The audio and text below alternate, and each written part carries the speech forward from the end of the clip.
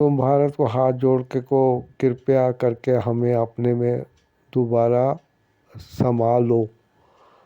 तो भारत के लोग कहेंगे वेलकम वेलकम।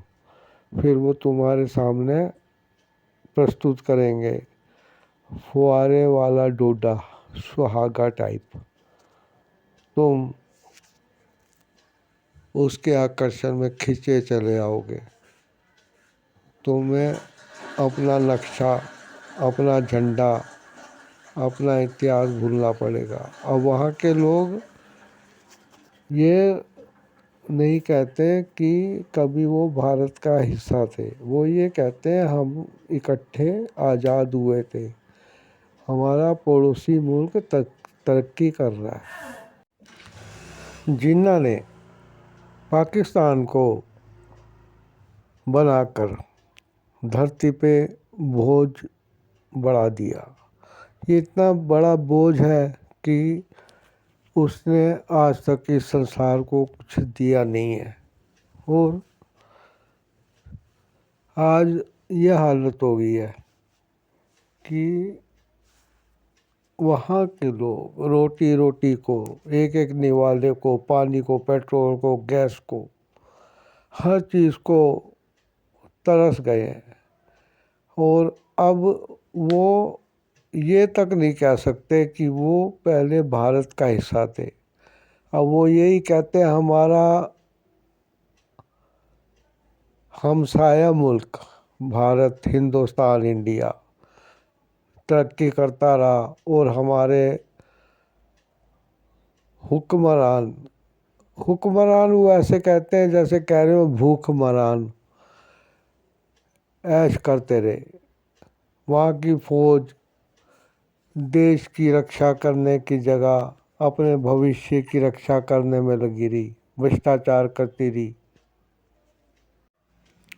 एक नैरेटिव बनाना शुरू कर दिया। और उन लोगों को जो उसने खास मानते थे, उन्होंने एक ग्रुप बनाया। जैसे अशोक महाराज सम्राट ने अपने बेटी और बेटे को बौद्ध धर्म के प्रचार के लिए संसार में भेजा, वही लाइन जिन्ना ने पकड़ी। उसने अपने कुछ लोगों को लेके भीड़ में घुसाड़ दिया कि लोगों को भड़काओ कि हिंदुस्तान में मुसलमान सुरक्षित नहीं है, हमें अलग देश चाहिए।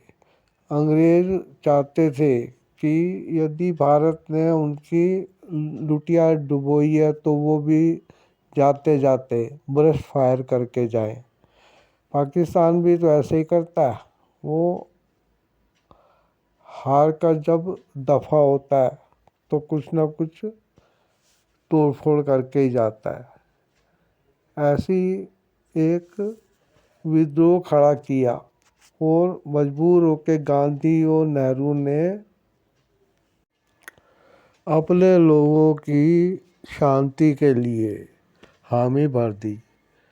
अब देश तो जिन्ना ने अलग कर दिया, लेकिन उनके दिमाग में कोई प्लानिंग नहीं थी, विकास, जो सोचने की शक्ति होती है, जो शक्ति नेहरू जी में थी या हमारे दूसरे प्रधानमंत्रियों में रही या अब हमारे माननीय नरेंद्र मोदी जी में है, ये हमारे डीएनए में है। नेता जो है वो भारत के विकास पे ज़्यादा ध्यान देते रहे, चाहे कांग्रेस के थे चाहे बीजेपी के हैं। लेकिन जिन्ना के मन में कोई प्लानिंग नहीं थी, कल्पना नहीं कर सकता था, वो जनता के बारे में कुछ सोचता ही नहीं था। वो तो एक एक्सीडेंटल कायदे आज़म बन गया। कायदा कुछ नहीं था। अब ये कायदा नहीं है ना कि तुम आतंकवादी और मुजाहिदीन पैदा करो, तुम भारत से अलग होने के बाद कश्मीर पे कबायली वाला फौज भेज के ज़बरदस्ती कब्ज़ा कर लो और उसको आज़ाद कश्मीर का नाम दे दो।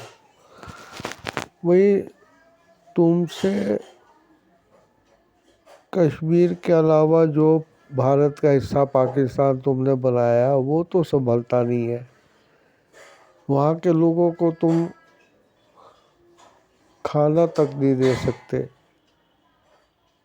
दुनिया के देशों से दोस्ती नहीं कर सकते। बस ये है कि तुमने आतंकवादी बना लिए, और जो देश अपने दुश्मन पे नुकसान करना चाहता हो वो तुम्हारे साथ संपर्क करता रहा। अमेरिका और दूसरे कुछ देश तुम्हें पैसा देते रहे ताकि तुम एशिया के पड़ोसियों को अपने दुखी करो, उन पे हमले कराते रहो। लेकिन अब पूरी संसार का स्वार्थ तुम्हारे प्रति रहा नहीं है, इसलिए अब तुम्हारी ये हालत हुई है। तुमने दुश्मन तो बहुत बनाए लेकिन दोस्त नहीं बनाए। तुमने एक व्यापारिक संबंध था, भाईचारे का संबंध किसी से नहीं बनाया। अब जब तुम्हारी सत्यानाश की स्थिति हो गई है, तुम्हारा मुहूर्त निकल गया कि दुनिया के नक्शे से तुम मिट जाओ, तो तुम अब भारत की नीतियों की तारीफ करते हो, मोदी जैसा नेता चाहते हो। ठीक है, तुम इधर देखो, इधर देखो, इधर भारत है। तुम भारत को हाथ जोड़ के को कृपया करके हमें अपने में दोबारा संभालो, तो भारत के लोग कहेंगे वेलकम वेलकम। फिर वो तुम्हारे सामने प्रस्तुत करेंगे फुहारे वाला डोडा, सुहागा टाइप।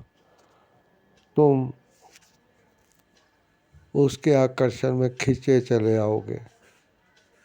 तुम्हें अपना नक्शा, अपना झंडा, अपना इतिहास भूलना पड़ेगा। और वहाँ के लोग ये नहीं कहते कि कभी वो भारत का हिस्सा थे, वो ये कहते हैं हम इकट्ठे आज़ाद हुए थे, हमारा पड़ोसी मुल्क तरक्की कर रहा है।